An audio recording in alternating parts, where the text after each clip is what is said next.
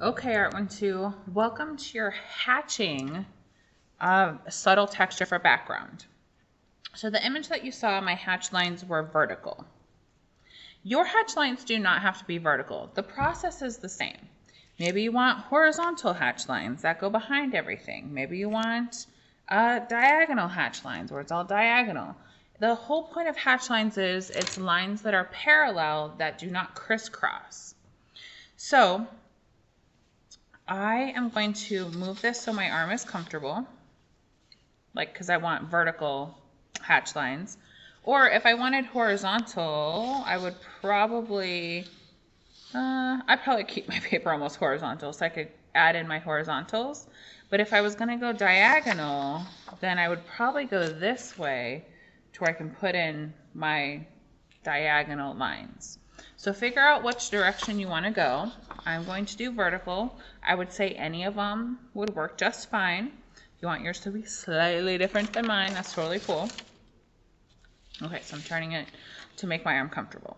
So over here, I'm going to use a little less pressure. I'm going to start out with an old school wooden pencil, and I want to go right up to the cloth and like flick away. So I'm going to do some short, and then I'm going to go some long. I'm being very careful. So kind of like a sweeping motion.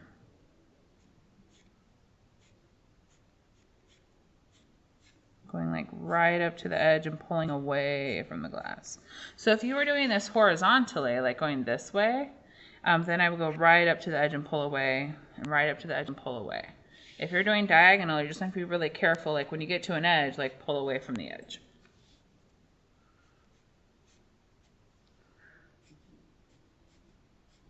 Okay, so I'm doing some short ones, a few long ones in there. So the more you add, the better it looks. So we're doing this for a couple reasons. It covers the background that is not totally smooth. And it's a more sophisticated way to shade. It's called mark making. Like if you ever take college art or you take this class until you get college credit, which is an option for AP, AP loves mark making because it kind of gives your artwork a little bit of a style. Okay, so I feel like that's a pretty good layer. We're gonna come back. We're gonna do like 2 more layers anyway. Okay, now I'm gonna do this side. So turn it horizontally, and I'm gonna use a little more pressure. If you need to sharpen your pencil, sharpen your pencil. So going right up to the edge, although I am starting kind of lighter over here. The key is that we don't want it to look striped. Like that looks a little striped because I feel like maybe I do need to sharpen my pencil a little bit. Okay. Yeah, definitely. Okay. So being really careful, going right up to the edge. Okay, some short. Some long, kind of mixed in. And right up to the edge. And then down. Being careful, careful, careful. And I'm going to add a little bit more where the shadow is. Just like an extra layer.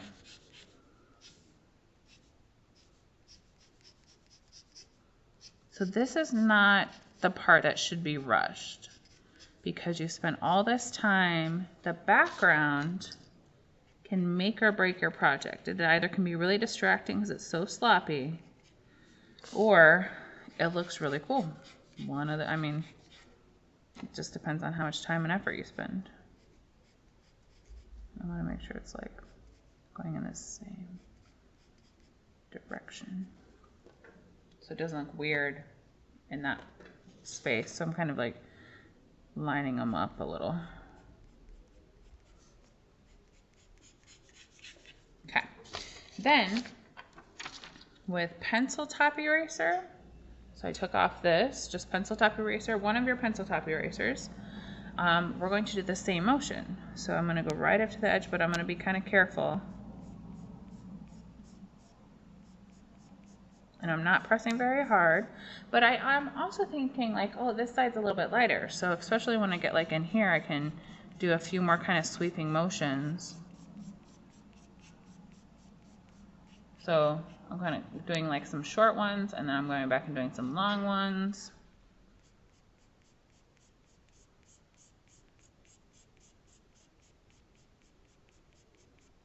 So I kind of do a layer and come back and do like another layer, which then makes it look not straight.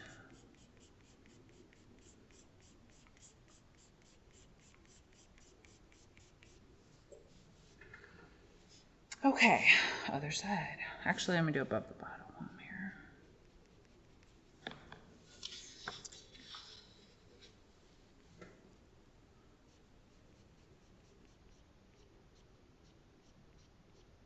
So go right up to the edge and pull away. And then inside there be a little, excuse me.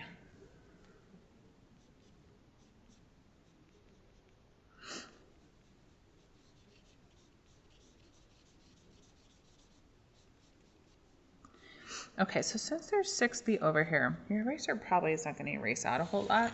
So sometimes on the newspaper, I'll kind of clean off my eraser because it gets loaded with graphite.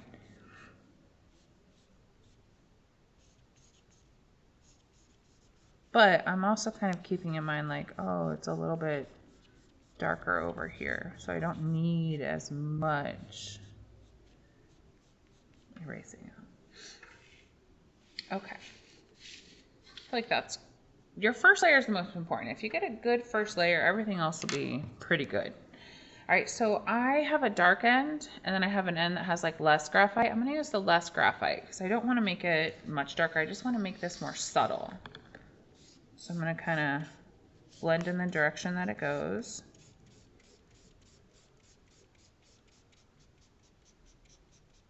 And if you need to use your medium, I would use not the tip that's dirty, but the back end, especially when you get close. Just be super careful.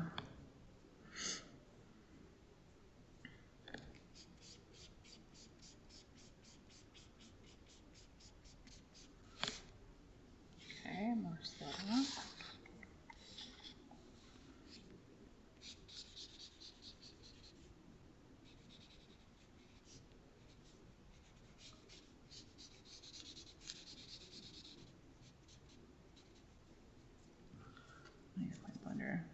The medium to get like right around that part, the stem of the apple.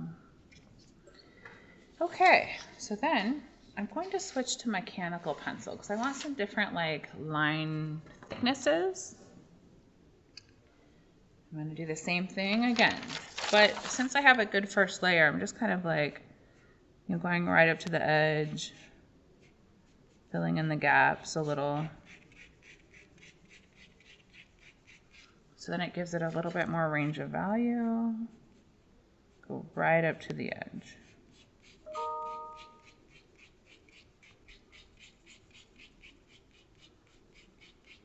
Still sweeping. So I'm holding it in the middle or towards the end so I'm not pressing very hard with my pencil. I'm going to go right up to the edge of that bottle.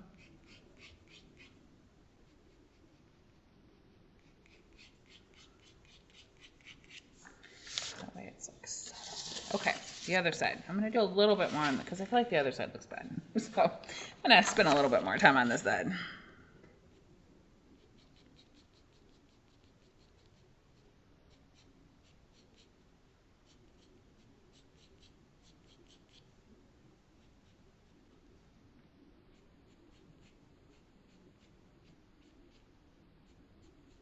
So really kind of getting close in between that handle.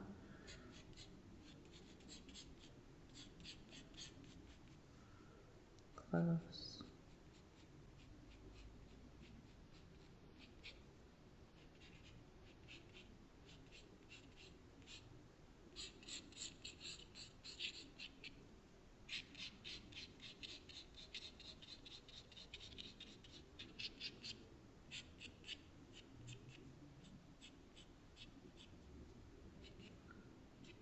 right up to the apple, pulling away. I want to get rid of this weird halo that's happening. Okay, then that looks a little bit better. I'm going to add a little bit more into that cast shadow.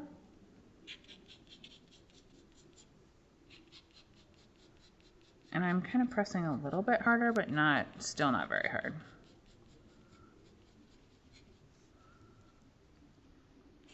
I like these eraser lines here.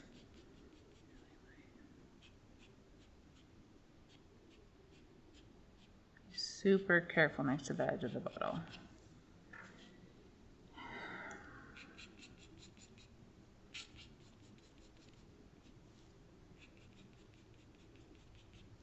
Okay, I feel like that's looking a little bit better.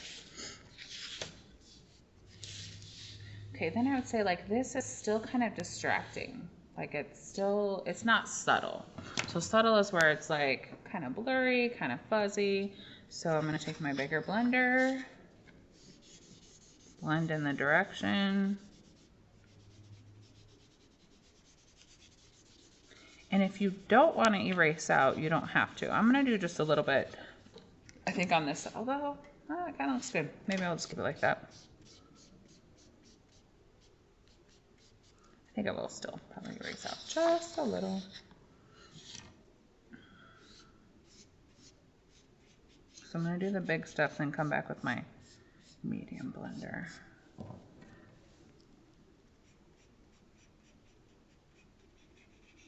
And I get like a clean edge inside there.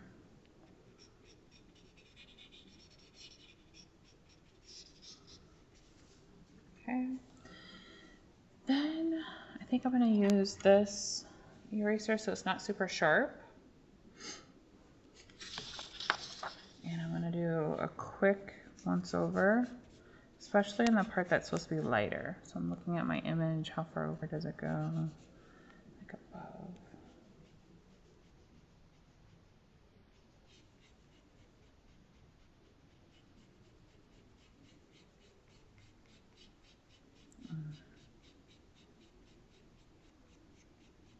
So I am lightening my pressure when I'm getting down because it is supposed to be a little bit darker there.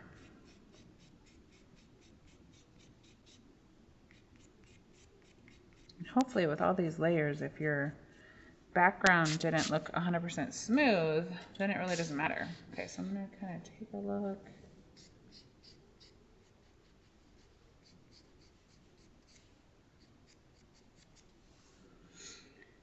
Okay, I'm going to reset a little bit. The handle part there. I'm kind of like going around that cast shadow in the background a little, but I also want like this part's lighter and I want it to match up above the handle. So I'm pulling away. And like that side looks fine. We'll just leave it. Okay. So this is hatching. Remember, hatching can be vertical, horizontal, diagonal. All right, hopefully it looks good. So this is your last step. You will take a picture and insert it into your Google Doc.